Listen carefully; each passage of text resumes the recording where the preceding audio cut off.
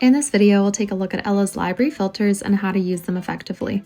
To get started, head over to your library of supports. In the bottom right corner of the page, just above your resources, you'll see two filter buttons, one that lets you filter by character and another that filters by type of support.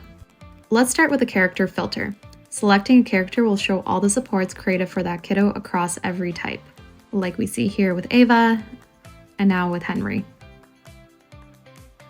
If you'd like to narrow it down further, you can add another filter layer by choosing specific support types. So for example, here we're looking at Henry's cards, and now we're going to switch it to Henry's schedules and his stories. You can also select multiple support types at once. So here we've chosen stories and schedules together. And you can apply as few or as many filters as you need. Ella's library filters make it simple to find exactly what you're looking for right when you need it.